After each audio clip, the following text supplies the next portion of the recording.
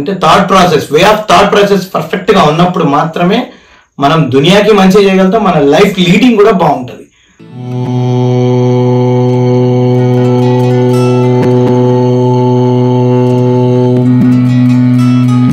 ఇప్పటి వరకు చవన మహర్షి గురించి తెలుసుకునే ఈ ఇన్ఫర్మేషన్ మీకు ఎలా అనిపించింది? సో మీకు నచ్చినట్లయితే కామెంట్ చేయండి, లైక్ చేయండి, సో ఇతరులకు షేర్ చేయండి. సో నేను కొమిరెల్లి శ్రీనివాస్, శ్రీ కమల ఆర్ట్స్. ఈ చవన మహర్షి తపస్సుకు ఎక్కడికి వెళ్ళిండంటే వైడూర్యం అనేటువంటి ఒక పెద్ద పర్వతం దగ్గరికి వెళ్ళిపోయిండు. అక్కడ నది ఉన్నది, అద్భుతమైనటువంటి నేచర్ ఉంది. అక్కడ తపస్సు చేస్తూ చేస్తూ చేస్తూ కంప్లీట్ గా ఆయన ముసలోడైపోయిండు. సో ఆయన చుట్టూ పెద్ద పుట్ట వచ్చేసింది. ఆ పుట్ట మొత్తం పుట్ట మీదకి వెళ్ళిపోయిన తర్వాత ఒక కళ్ళు తప్ప అసలు ఆయన బాడీ కానీ ఏది కానీ కనిపించని పరిస్థితి, కంప్లీట్ ముసలోడైపోయిండు. సో అదే టైంలో షర్యాతి మహారాజు ఆ పిల్లల్ని తీసుకొని భార్య పిల్లల్ని తీసుకొని వనవిహారానికి అని చెప్పి అదే వైడూర్యం అనేటువంటి ఆ పర్వతం దగ్గరకు వచ్చేసి ఆయన అక్కడ పరిస్థితిని చూసి ఎంజాయ్ చేస్తున్న టైంలో ఆడుకోవడానికి వెళ్తున్నటువంటి ఆయన కూతురు సుకన్య, సో వాళ్ళ ఫ్రెండ్స్ అందరితో జాలీగా ఆడుకుంటూ వెళ్ళి చూస్తే ఆ పుట్ట దగ్గర ఆ రెండు ఏదో డిఫరెంట్ గా మిలమిల మెరుస్తున్నాయి. ఇవి మనుషుల కళ్ళ ఏం కళ్ళని పోల్చుకునే అవకాశం లేని విధంగా తపస్సులో దేహం తో సంబంధం లేకుండా ఉనికిపోయినటువంటి చవన మహర్షి కళ్ళు ఆమెకి మినుగులు పురుగులు లెక్క అనిపిస్తాయి. అయినా ఇదైతే గమ్మత్తుంది అని చెప్పేసి ఆమెకి ఆట ఆడుకుంటూ ఏం చేసిందంటే ఒక చిన్న పుల్ల తీసుకొని ఆ రెండు కళ్ళని ఇలా పొడుస్తుంది. పొడిచేసరికి ఆయన కళ్ళు పోతాయి. పాపం తీట పని అంటారు కదా, ఇదే ఒక్కొక్కసారి సంబంధం లేని పనుల్ని మనం చేస్తుంటాం, వాటి పరిణామం ఎట్లుంటుందో కూడా మనం ఆలోచించాం. అట్లాగే పాపం ఈ సుకన్య అనేటువంటిది ఆమె ఆ అజ్ఞానంతో తెలియక కళ్ళు వచ్చేసరికి పాపం ఆయన కళ్ళు పోతాయి. ఆ రక్తం కారడం చూసి భయపడి ఇంటికి వెళ్ళిపోతుంది. ఇంటికి వెళ్ళిపోయిన తర్వాత ఇమ్మీడియట్లీ అంత ఘోర తపస్సులో ఉన్న డిస్టర్బ్ చేస్తే ఆ ఇంపాక్ట్ ఉంటది కదా.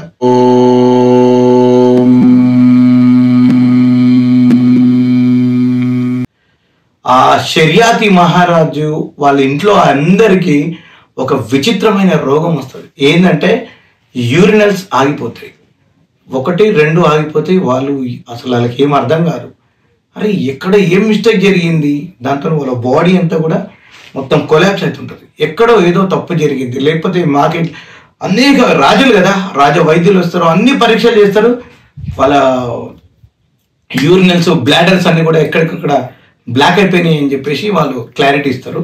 ఎన్ని వైద్యం చేసినా తక్కువ కాదు, ఎక్కడ మిస్టేక్ జరిగింది అనేది వాళ్ళు ఎంత ఆలోచించినా వాళ్ళకి అర్థం కాదు, మేము ఏం తప్పు చేయలేదే అని మహారాజు భయంకరంగా తనలో తను బాధపడుతుంటే అప్పుడు షర్యాతి మహారాజు వాళ్ళందరూ ఆశ్చర్యపోతున్నారు, అసలు ఎక్కడ ఏం జరిగింది ఏం అర్థం కావట్లేదు.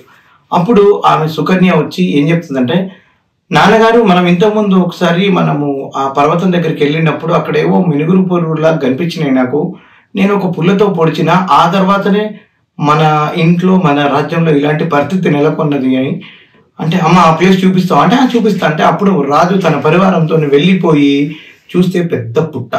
ఇమ్మీడియట్లీ మనుషుల్ని పెట్టేసి ఆ పుట్టను దొవ్వించి చూస్తే అందులో చవన మహర్షి ముసలోడైపోయి ఉంటాడు, భయంకరమైనటువంటి ముసలితనం. ఆ తర్వాత మెల్లగా ఆయన కళ్ళు తెరిచి ఓపెన్ చేస్తే ఏందైనా గుడ్డోడు. అప్పుడు ఆయన కాళ్ళ మీద పడి షర్యాతి మహారాజ్ అంటాడు, అయ్యా మహర్షి, నా బిడ్డే తెలుసో తెలియకో చేసిన తప్పుకు నువ్వు గుడ్డోను అయిపోయినావు, నేను పెద్ద అపరాధం చేసిన, పెద్ద తప్పు చేసిన, నేను ఏం చేయాలో అర్థం కావట్లేదు, నన్ను క్షమించయ్యా, నీకు ఏం కావాలంటే అది ఇస్తా అంటే, అయ్యా తెలుసో తెలియక అయిపోయింది, ఇక నేను నిన్ను క్షమించేది ఏం లేదు, నేను ఆల్రెడీ ముసలోడిని అయిపోయినా, ఆల్మోస్ట్ 100 years నాకు పూర్తి అయిపోయినాయి, సో నేను గుడ్డోని, ఇప్పుడు నన్ను పుట్టలోంచి ధ్యానంలోంచి నువ్వు నన్ను ఆ సైడ్కి చెప్పించేసి నువ్వు అలా వదిలేసి వెళ్ళిపోతే నాకు సేవలు ఎవరు చేస్తారు, నాకు కళ్ళు కనిపించాయి, ఆయన తిండి ఎట్లా తినాలి, నా లివింగ్ నా లైఫ్ స్టైల్ ఎట్లుంటుంది అని ఆయన అడిగితే, మరి మహర్షి నన్ను ఏం చేయమంటావు చెప్పు అంటే, ఏం చేస్తావు నువ్వే చెప్పు, నువ్వు మహారాజువు కదా, నువ్వు ఏం చేసినా బాగుంటుంది ఆలోచించు అని అంటుంటే, అప్పుడు లోపల మదన పడుతుంటాడు, లేదు మహర్షి మీరు అడగండి, మీరు అడిగితే నేను ఆలోచిస్తా అని చెప్తాడు. సరే అప్పుడు ఏం చేయి, నాకు నీ కూతురు ఉంటే నీ కూతురు నాకు ఇచ్చి పెళ్లి చేయి అని చెప్పి అడుగుతాడు. ఈ షాక్ ఒక్కసారి షర్యాతి మహారాజ్, అరే 100 సంవత్సరాల ముసలోడికి ఒక 20 years పిల్లని నేను ఎట్లా ఇవ్వాలి, ఒక మంచి నవ మన్మధులు లాంటి చూసి నేను పెళ్లి చేసి అంగరంగ వైభవంగా చేద్దామని నేను అనుకుంటే ఈ ముసలాడు ఇట్లా అడుగుతున్నాడు, పోయి ఋషి ఏమనలేము అని లోపల మదన పడుతుంటాడు. అప్పుడు ఆ సుకన్య ఏమంటదంటే ఆమె దగ్గరకు వచ్చి, తండ్రి ఈ తప్పు నేను చేసిన, సో అయినా అతనికి గుడ్డివాడు అవడానికి కారణం నేను కాబట్టి ఈ పాపం నేనే పోగొట్టుకోవాలి కాబట్టి ఒక ఋషికి సేవ చేసే భాగ్యం దొరకడం నిజంగా చాలా గొప్ప అదృష్టం. నేను మనస్ఫూర్తిగా ఆయన్ని పెళ్లి చేసుకోవడానికి ఒప్పుకుంటున్నా. నాకు ఏ నవ మన్మధులు ఎవ్వరొద్దు, నా మాట విను.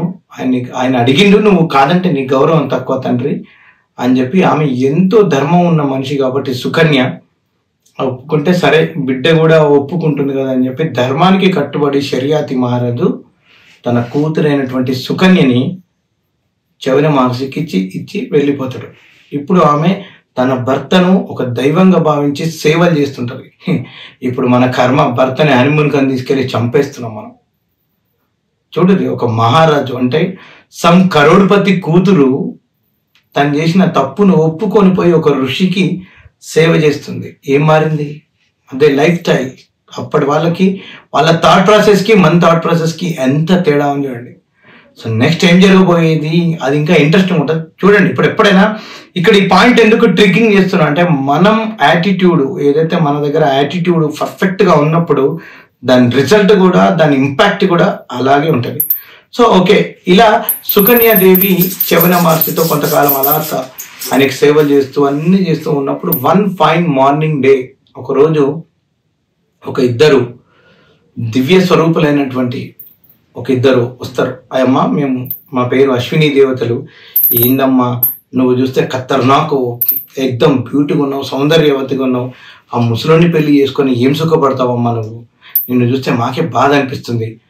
సో కాబట్టి మా పవర్స్ ఉన్నాయి, మాకున్న పవర్స్తోని ఇంతకంటే అందగాన్ని ఎక్దమ్ ఖతర్నాక్ హ్యాండ్సమ్ని తీసుకొస్తామమ్మా, సో నువ్వు చెప్పు నీకు తీసుకురావాలా అంటే ఆమె అంటే నాకు ఏ హ్యాండ్సమ్ వద్దురా బాబు, నాకు ఇతనే చాలు, నా భర్తనే నాకు దైవంతో సమానం, I don't want any kind of handsome అని చెప్పి చెప్పేస్తుంది. లేదమ్మా మీకు నేను సేవ చేయాలనుకుంటున్నాం, ఖచ్చితంగా నేను చూస్తే మాకు బాధ అనిపిస్తుంది, నీ ఏజ్ నీ బ్యూటీనెస్ నీ యవ్వనం అనేది వృధా అవుతుంది కదా అంటే అప్పుడు ఆమె ఉంటుంది, అవునా మీరంతా పవర్ఫుల్లా, ఓకే మీరు నిజంగా అంత పవర్ఫుల్ పర్సన్స్ అయితే ఇప్పుడు నాకు నా హస్బెండ్ మీద నా భర్త మీద ఏదైతే ప్రేమ భక్తి ఉందో అది లైఫ్ టైం ప్రొలాంగ్ అయ్యే విధంగా నాకు ఆ కెపాసిటీ ఆ శ్రద్ధ అలాగే ఉండే విధంగా నాకు దీవెన ఇవ్వండి, పవర్స్ ఇవ్వండి, అంతే తప్ప నాకు ఇంకెవరో కొత్తోళ్ళని తీసుకొస్తా అంటే నాకు వద్దు అని ఈమె వాళ్ళతో మాట్లాడుతున్నప్పుడు చవన మహర్షికి మాటలు వినిపించేసి ఏమైందమ్మా ఏంది సంథింగ్ ఏం జరుగుతుంది అని చెప్పి సుకన్యని అడుగుతాడు. అప్పుడు ఆమె ఏమంటుందంటే, అయ్యా పతిదేవ ఎవరో వీళ్ళు వచ్చిర్రు, వీళ్ళు అశ్విని దేవతలట, ఇట్లా ఎత్తురు, నాకు ఒక వేరే అన్ని మంచి హ్యాండ్సమ్ని ఇస్తా అంటున్నారు, నేను రిజెక్ట్ చేస్తున్నా అంటే, అవును కదమ్మా వాళ్ళు చెప్పింది నిజమే కదా, పాప నువ్వు ఇంత బ్యూటీగా ఉన్నావు, నీ లైఫ్ అంతా వేస్ట్ అయిపోతుంది, నేలంటే ముసలిని కట్టుకొని నువ్వు ఏం సుఖపడతావు చెప్పు, నీకు ఎలాంటి సుఖం లేదు కదా అంటే, లేదు నాకు మీ సేవలోనే సుఖం ఉంది, నాకు ఫిజికల్ అట్రాక్షన్ ఫిజికల్ ఇంపల్సి కాదు మెంటల్ ఇంపల్సి ఉందయ్యా నాకు అంటే ఆయన అంటే, లేదు నీకు నిజంగా నా మీద అంత ప్రేమ ఉంటే, నువ్వు నిజంగా అంత మెంటల్ ఎఫెక్షన్ అనుకుంటే నేను ఆజ్ఞాపిస్తున్నా, యూ కెన్ గో, వాళ్ళు చెప్పినట్టుగా ఇంకొక అబ్బాయిని నువ్వు యాక్సెప్ట్ చేసి నీ లైఫ్ని హ్యాపీగా లీడ్ చేయి అంటే ఆమె ఏడుస్తుంది. ఏడ్చుకుంటా వాళ్ళ దగ్గర పోతుంది.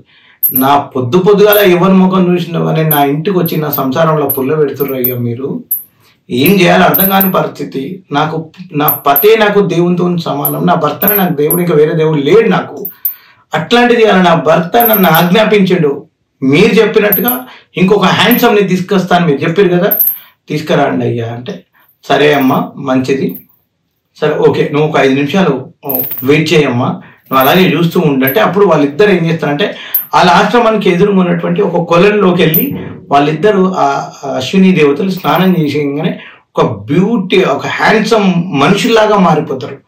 ఇక్కడ మీకు ఒక ఇంపార్టెంట్ పాయింట్ నేను నోట్ చేయాలి, ఏంటంటే దేవతలు మనుషుల్లాగా శరీరం ఉండదు వాళ్ళకి, వాళ్ళు సూక్ష్మ రూపంలో ఉంటారు, స్థూల రూపంలో ఉండరు, అందుకే మన కంటికి కనిపించరు. మానవుడి యొక్క గొప్పతనం ఏంటంటే ఈ మానవుడిలో 3 రకాల దేహాలు ఉంటాయి. స్థూల దేహం అంటే look like this kind of మన కంటికి కనిపించేది.